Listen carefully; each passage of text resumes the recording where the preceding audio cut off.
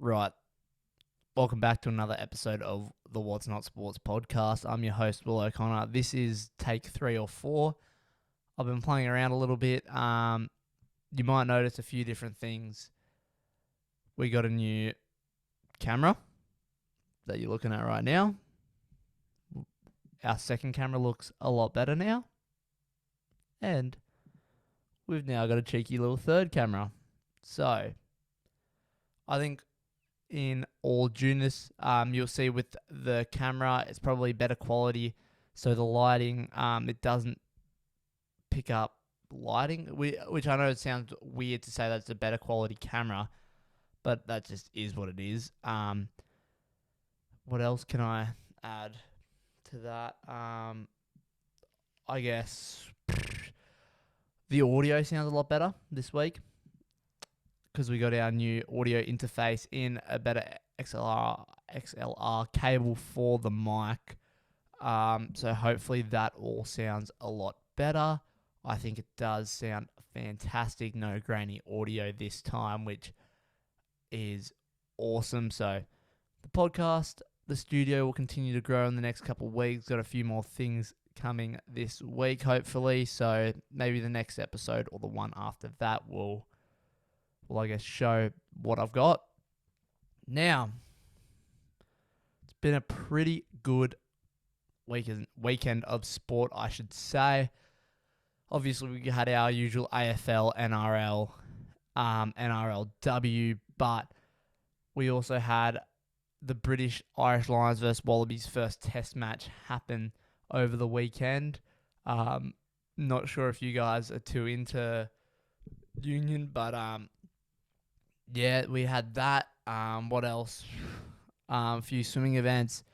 And yeah, so this podcast, it's going to look like we're going to go through a little look at the British Irish Lions game while they're here on tour. So it's been about 12 years since they were last here. We'll then go through the AFL, the NRLW and NRL breakdowns. Have a look at what my tip percentage was. And then I got a new little segment. It's called One That Got Away. So it's a notable sporting thing that happened over the last few days that I guess might have not got much notice as it should have. And I'm going to bring it to the forefront of the podcast and we'll have a little talk about that. And then We'll wrap up with something a little cheeky at the end that I want to have a nice dive into. For all you surf life saving, surf sports people, that's probably the spot for you to have a listen to. So let's jump right in. So over the weekend, we had the British Irish Lions test on the weekend against the Wallabies in Brizzy. The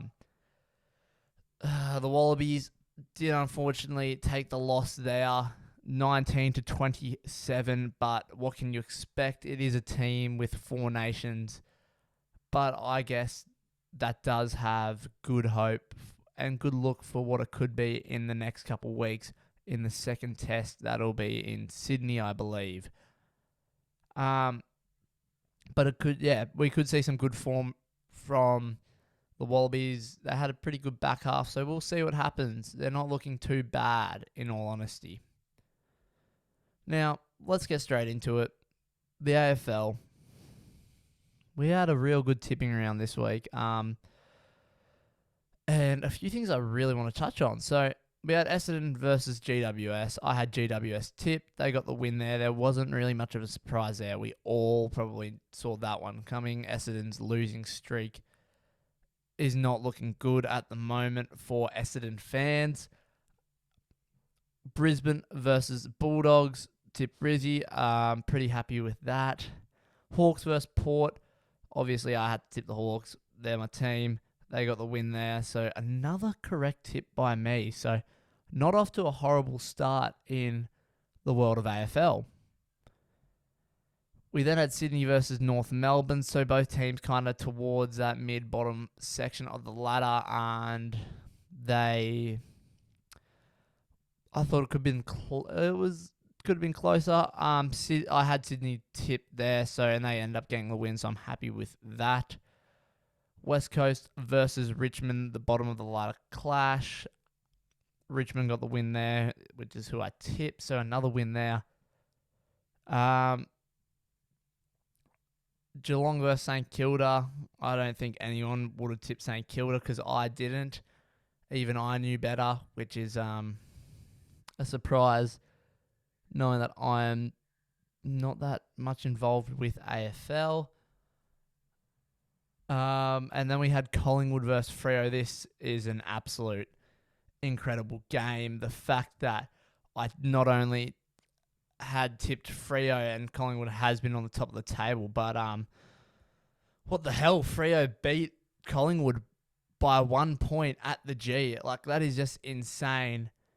And I think it's just as insane the fact that I tipped them on pod. So go have a look back on last week's episode. I had a feeling that Collingwood could be a little bit rattled after their loss against the Gold Coast Suns. So I guess they're going to be a little bit more rattled as well. And to finish our week, we had Adelaide versus Gold Coast. I tipped Gold Coast thinking that they would come out strong after their win over the Pies. But no, the Suns got smashed.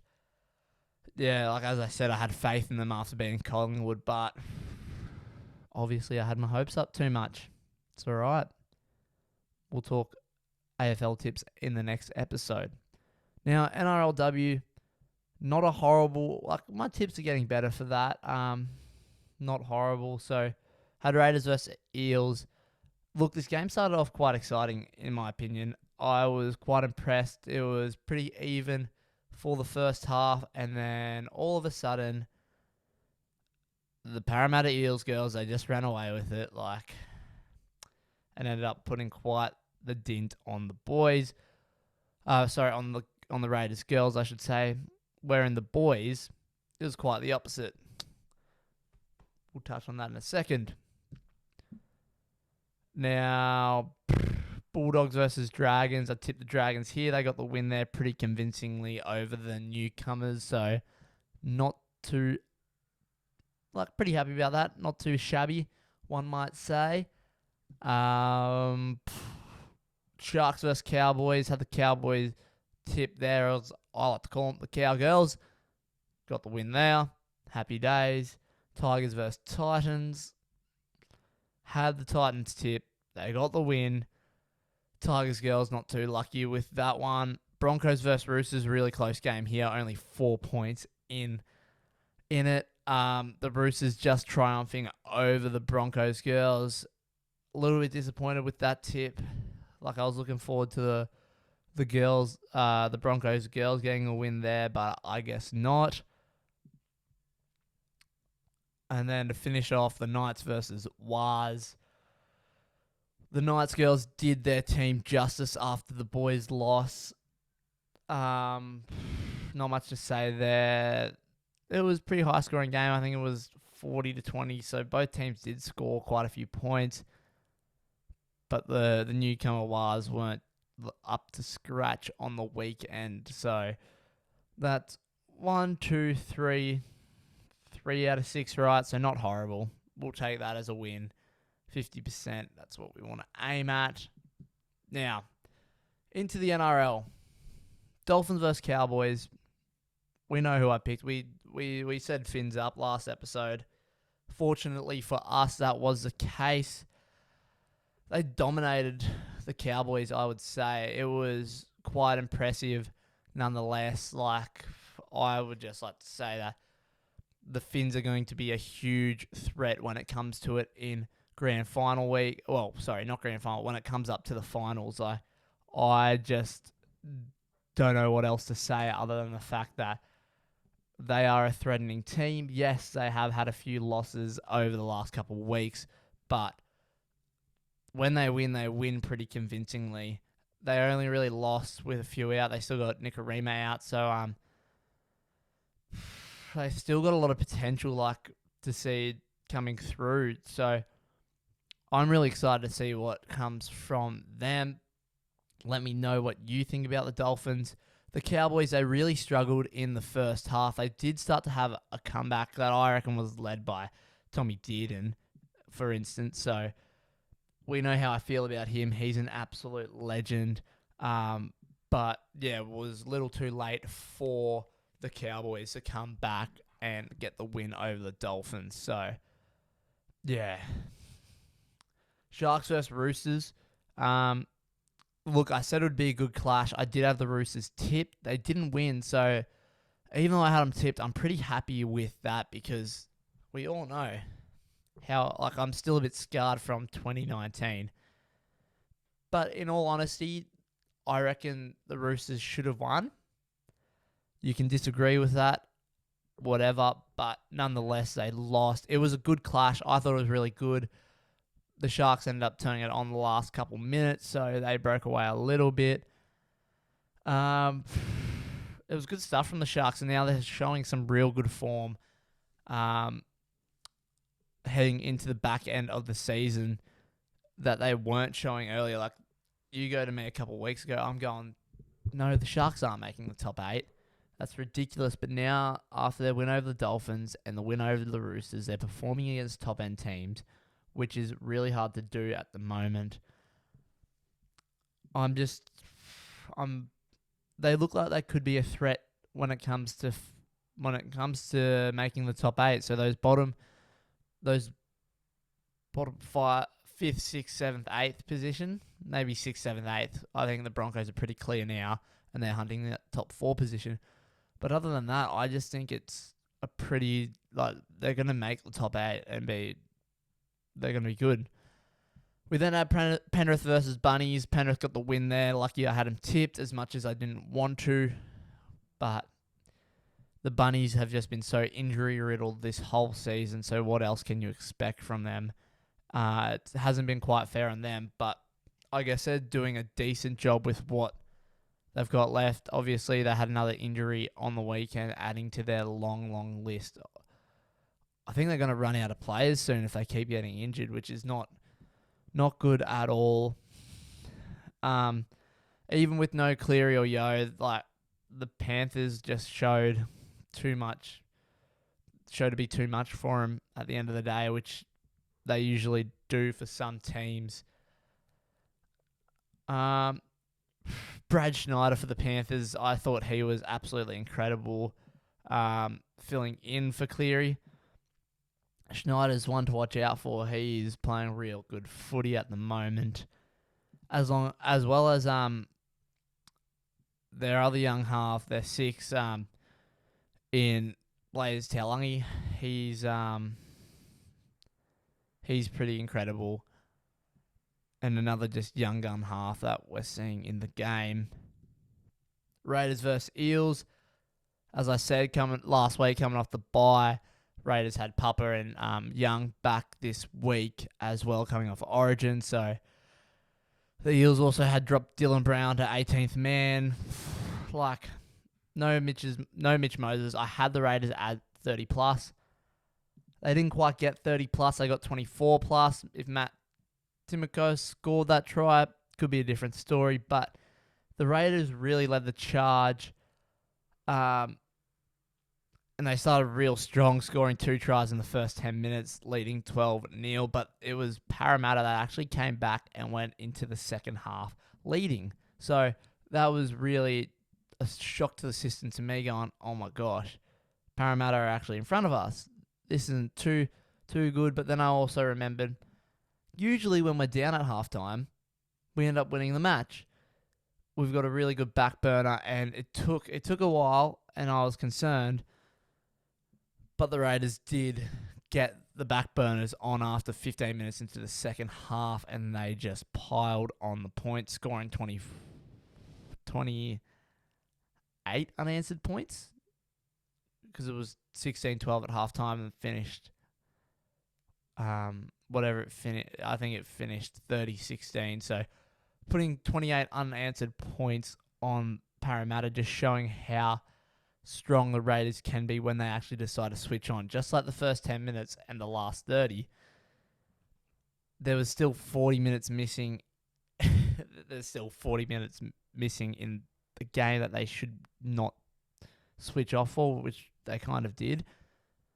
But then again, wasn't too concerned. It was against Para. But yeah. Hoskins was just incredible for the Raiders, as he always is, scoring a try, which was pretty good.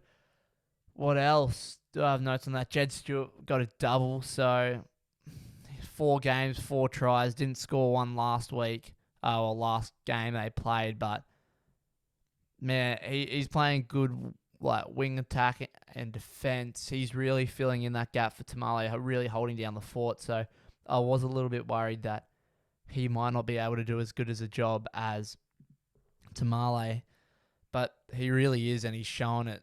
So good stuff, Jetty boy. And of course, one of our main men on the podcast that we just love, well, that I love, he's a Queenslander. Owen Paddy, not only does he go over for his first ever NRL try, he decided to score 2, and he only played for about 17 minutes this week, so it's pretty cool for him. Really good stuff. Absolutely love him. We love him on the pod, so love to get him on it one day. And now it's 8 in a row for the milk, so watch out. That top position is looking like it'll be ours, because it already is, and we're not going to lose. Dogs vs Dragons. Man, this was actually such a close and entertaining game. Far out. I'm not liking the Dogs at the moment since they got Galvin. But that's just my opinion on Lockie Galvin, whether you like it, whether you hate it. But I reckon the Dragons deserved to win that game at the end. At the end, I know they didn't win, but they 100% deserved it. And they really surprised me, the Dragons. It was a bit different a couple of weeks ago when they played the Raiders. Yes, they did end up with losing only by 4 points, but they were never in front in that game, and it never actually felt like they had control. Where this game against the Dogs, when they were leading, and even when they weren't, I was like, wow, the Dragons look great. They have so much control over the ball and the plays. They're going really well. So I really thought they had it done, and then Lockie Galvin, try assist, winning try, blah, blah, blah. We know how the fairy tale goes. I'm sick of it. Unless it's a fairy tale about Papali and the Raiders. I don't want to hear it, okay? I'm sick of it. Anyway, so I got that tip wrong. And then we go on to Storm vs Manly. That was a shock, wasn't it? Manly, look at me. Who are you, Manly? And Storm, who are you? You were sitting second on the ladder. Craig Bellamy will be furious with that loss. I just don't know what to say about it. I don't know who either of these teams were, because I thought the Storm would absolutely roll Manly, because Manly have been so up and down, and I'm going, Storm, consistent team. They are so strong always. They're going to absolutely smash Manly. And Manly were just like, nuh-uh. And I was like, oh, okay. This is unique. This is different. Ruben Garrick's effort throughout the game was just, I would be given, I'm glad I have him on fantasy, because he was scoring me some good points. Let's just say that. But yeah, it was a surprise to see Manly get the dub.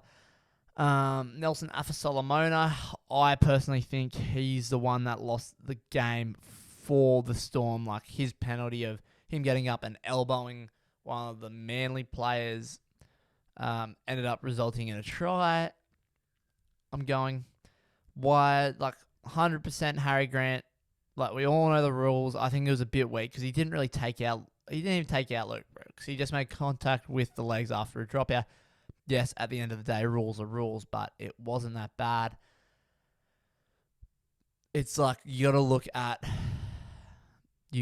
at Nelson and go, giving away a penalty and scoring, where if he doesn't give away that penalty, they've still got possession of the ball, and Manly's probably not going to score there. Harry Grant was just a minor error, and I feel bad for him, but it is what it is. Nelson, like, it's predicted that he's going to face a 2-week ban, which is probably deserved because, like you can't elbow someone in the head. We saw Zach Lomax do it in Origin and get penalised for it. I'm just having a quick look at something. Sorry, bear with me.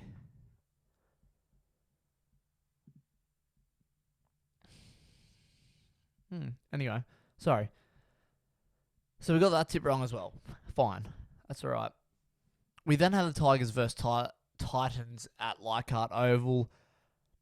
Man, we spoke briefly about Taylor May making his return to NRL, debuting for the Tigers, getting to play with his brother Terrell. I was pretty impressed with Taylor's performance, actually. Like, he was playing some really good footy. I don't know what else you want me to say. It was just good to see him back playing. Like, fantastic debut for the Tigers, is what I'm saying. And he did have an impact on all game. I almost felt like I saw him everywhere, like in all the plays. So it's pretty good to see. It was really an exciting game. I'm glad the Tigers got the win here. I do like the Titans. They've got some good players. They just really need to sort out their stuff. But, man, the Tigers winning at Leichhardt was awesome. Adam Dewey could be the GOAT after that performance. Well, maybe not the GOAT, but he's definitely Mr. Clutch. Like, I honestly think he's a superstar. And I know Benji's got plans, I guess. But I reckon you should be putting him in the halves with Luai. See what they can cook up there. Let him cook. All that, and I believe would see quite a few different results from the Tigers. But that's not my call to make. I'm not the coach, so that's just my opinion. But we got the tip right there. Knights versus Wires. I had the Wires tips, and I think this game was even more exciting. Like, it was awesome. The Knights played incredibly, especially without Ponga and Sharp. But the way the game ended, I was not expecting that. So the last 2 minutes of the game, or like the last few minutes, we saw Tanner Boyd get a penalty. Well, the Wires got a penalty, and they're probably 35 metres out from the goals, and they've decided to take the penalty kick because Newcastle had just kicked a field goal, so it was 15-14. Okay, that's cool. Everyone's thinking, yep, Tanner Boyd will convert this, and the Wires will probably win, seeing if they don't have any errors off kickoff, or like Newcastle doesn't kick short to Dom Young, blah, blah, blah. Well, he missed it, so that was a surprise. And then Newcastle kick off back to the Wires, and then they trudge up the field. Tanner Boyd set up for a field goal. He goes for it, and then it's charged down. Leka Halasima comes out of nowhere, collects the ball. Obviously, if it's a charge down, it's not played at, so meaning if Leka grabs it and drops it or whatever, it would be Newcastle's ball, game over. But no, Leka gets the ball, doesn't make any error, and he just starts running. And he's running, bouncing off defenders. The full-time siren goes, and he's still going. They can't bring him down. They bring him down, and bang, he's over the try line. And the Wires get the win, and Tanner Boyd converts that try, and we finish with a 20-15 scoreline. So if I was a Wires fan, I would have been feeling awful after Tanner Boyd missed that penalty. If I was a Newcastle fan, I would have been crying after Leka Halasima scored. But the 19-year-old fantasy GOAT really was really incredible. And it was awesome. So, yeah, the Wires took the win now. That round of footy was just full of surprises, wasn't it? 5 for 8 for my tips, so not bad on that. We're back over 50%. As I said earlier, Souths don't look the best to finish off the season. They did move up to 15th after losing to Penrith, so I don't know how that works, but that's cool. Um, in news about the Kangaroos, we know Mal's resigned as the coach because he's off to the Perth Bears, but Kevy Walters seems to be set to be the next coach, so we'll see what happens in the next couple of days with that. There should be an announcement today happening, if not this morning, or probably right now. That was what I was just checking, but I couldn't see anything other than him set to do it. Last week we talked about Ponga going over to rugby union over in New Zealand. That does not look like the case, as he's just re-signed with the Knights till the end of 27, so they get another 2 years of Ponga. Let's hope he starts playing some better footy, stays uninjured.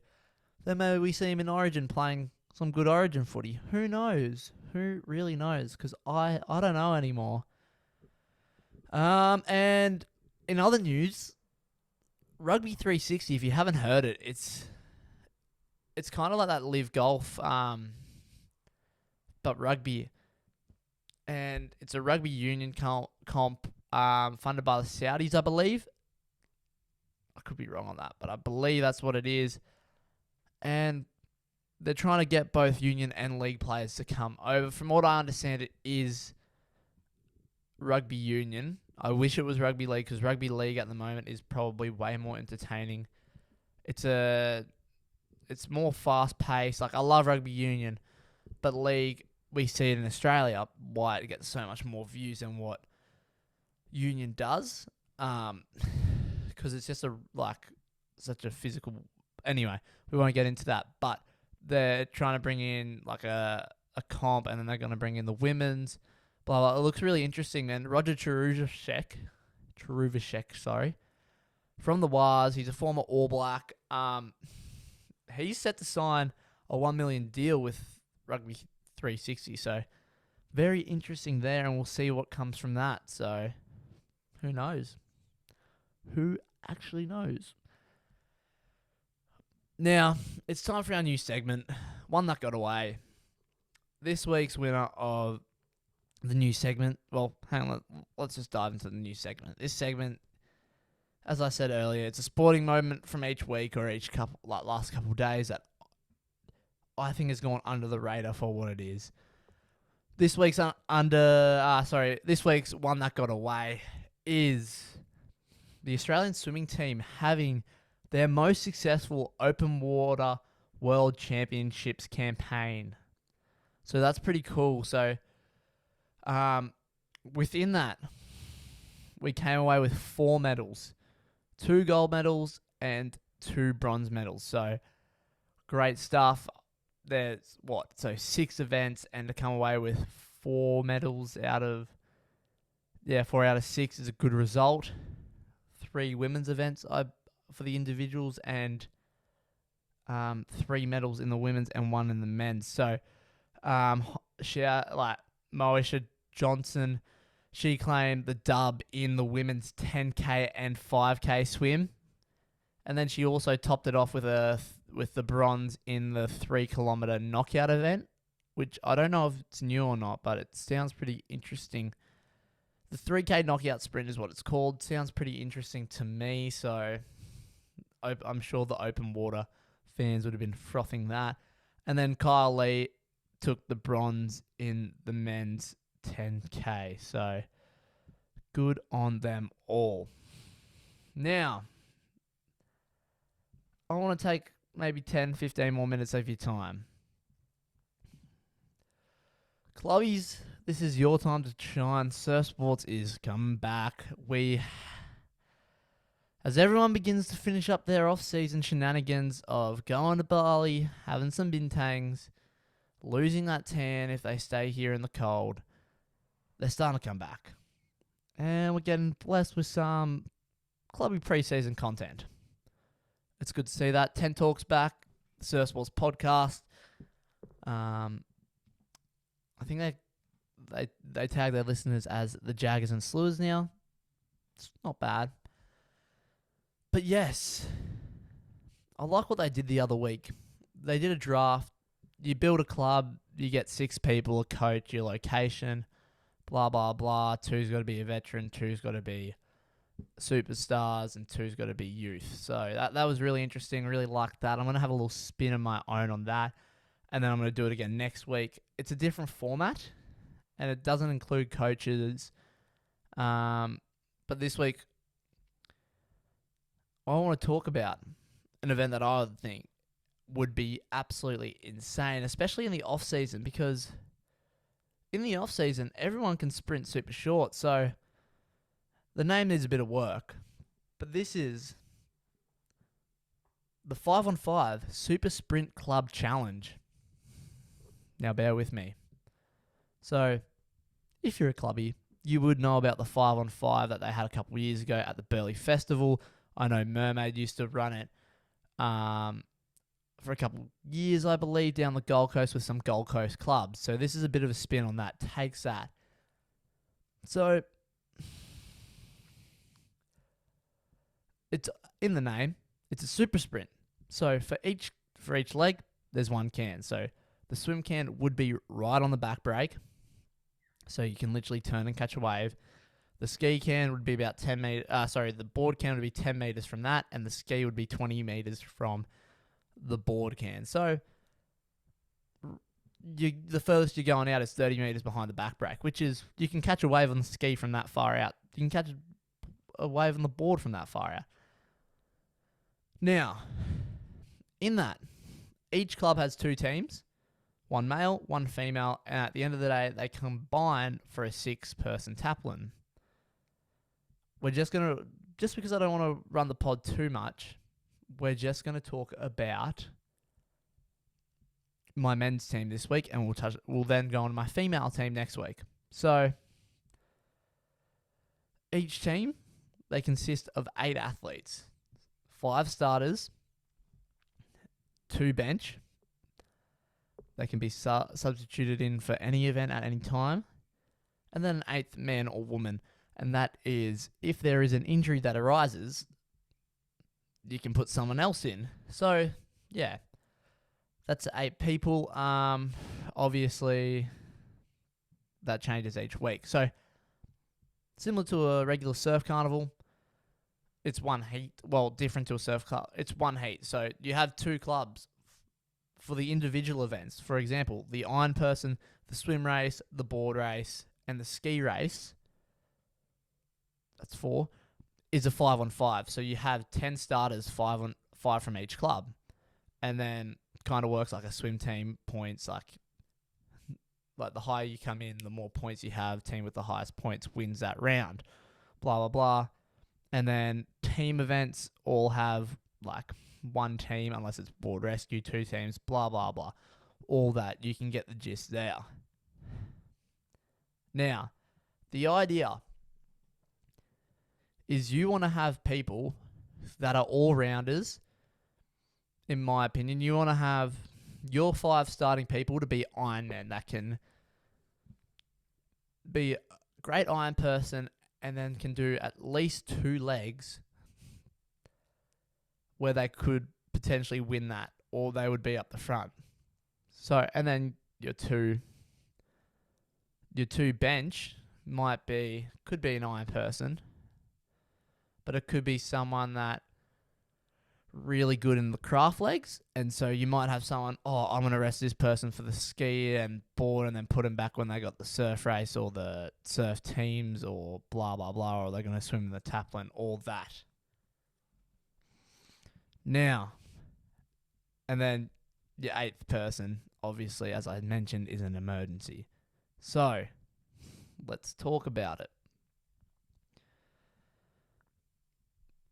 My starting 5, they're all Ironman, as I said. We vary from a few old dogs to some young guns that are real quick whippets that would absolutely smash this sprint. This is my team. I throw a few different people. People are probably going to call me bland for having this, but it's not building your own club. It's just who you would have as your starting 5 and your roster, I guess. So here we go. Obviously, in my opinion, he's a GOAT. I've got Ali Day. What can you not say about him? 4 Aussie titles. He's got Summer of Surf, All World Ocean Series title under his belt. 5 iron titles. What else? 10 perfect Coolangatta golds. Like, he can do anything from a 4-hour race to a 12-minute race. So, and him obviously being a bit older, you do get a bit slower, but I feel like you can bang out a quick race no matter how old or young you are. It doesn't really matter when it comes. It more worries about the skills. So, not only that, he's also a former Australian board gold medalist. So, that's pretty cool. And then you also think at the Aussies, he got 3rd in the surf race. So, that's my number 1.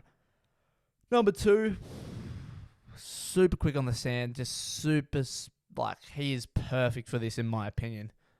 One of the molds, I've got a few from this club, from Burleigh, and it's Corey Fletcher. He is so good. We've seen him as MVP in the World Ocean Series, and he is just so quick on those starts, no matter if it's board, ski, or swim. Obviously, swim's not his best leg, but if it's just to the back of the break, that's a super quick swim. 100% he can be in that mix. If it's swim first, great start, will probably lead out to the can, and then bang, you're on a wave. So why wouldn't I have him in? Number 3, as I said, I got a few from this club. Another Burleigh boy, another old dog. His strongest 2 legs are ski and swim. He's got a decent board leg on him. And he's built for surf. And I reckon, and he's a quick sprinter as well. He's got so much power. It's Benny Carberry. 100%. So he's my 3rd person on my roster. He's by my starting 3. Next up, I couldn't go past him. He has done so well this season. He can swim, he can board paddle, and he's showing so much more development on the ski. He's the Shaw and Partners Iron Series champion. It's Connor Maggs, a bit of a young gun. He's got that dog in him. I reckon he would eat it up. As I said, it's sprint. He has so much to burn, and the shorter it is, everyone gets closer, but you get what I mean. We got Connor Maggs there. And then my 5th starter, another person that is just purely, honestly, his mold is just sprinter, in my opinion. People can tell me I'm wrong, but he is so quick when it comes down to a sprint, whether that's running, swimming, board paddle, or ski paddling. That is Joel Piper. We know he is great in all 3 legs. 4th at the Aussies in the swim this year. 2nd in the Iron Series this year. He's got a ski title from under 19s, I believe, and then he's also got a board title in the World Ocean Series, at the Shannon Eckstein one year. So he can do everything really well, and he's so quick for sprinting. So they're my starting 5. Now, we change it up a little bit. My first bench, I've gone the route of a specialist swimmer. We all know where this is going. Nick Sloman. 6 Aussie swim titles. He had 5 in a row. That's awesome. So we then have him, so you can sit out someone that isn't the best at the swim. For example, you might sit out Corey Fletcher because he doesn't have that swim. Even though it is short, you might go, we're going to rest you for the board relay, ski relay, board race, all that. And then you put Sloman in for the swim teams. You put him as a swimmer for board rescue. You put him in the Taplin and the mixed Taplin. He's covering 5 events, so he's definitely getting utilised. And then my other bench, and people are going to go, this guy should be a starter, and he 100% could be, but it's Bevy. You probably, as I said, similar, but I've got him as a craft specialist here for the board and ski. He's got an Australian board title. He came 4th a couple of years ago on the ski at Perth when he came fourth when the podium 1, 2, and 3 were three of the boys in the K4 for the Australian kayaking team. So obviously he can ski paddle really well. So you might drop out someone that doesn't have that board calibre, like Ben Carberry. As I said, he's got a decent board, but not a board of Bevy's level. So you go board race, board relay, probably your Taplin board paddler, and then you can put him in the ski. Maybe you drop Connor Maggs on the ski. He's not as strong as Bevy on the ski, in my opinion. So, yeah, that's why I got Bevy in there. And I just think, honestly, I could have him in the starting 5 because he's such a quick sprinter as well, and he's so fast across the sand. But I just went a different road that way. Now, our 8th man, our reserve, our injury replacement. He's pretty good. Bit of a wild character in my opinion. Hope he doesn't mind me saying that if he listens to the pod.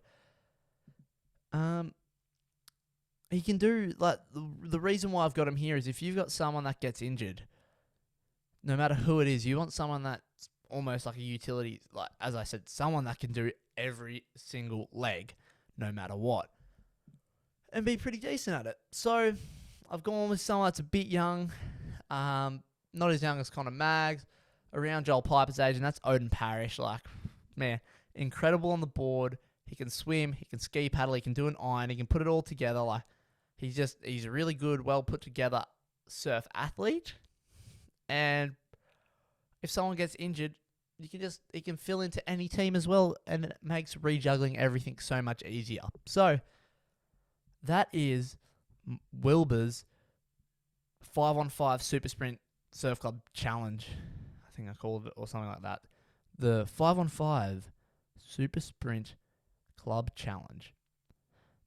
And as I said earlier, my starting 5 is Ali Day, Corey Fletcher, Ben Carberry, Connor Maggs, Joel Piper.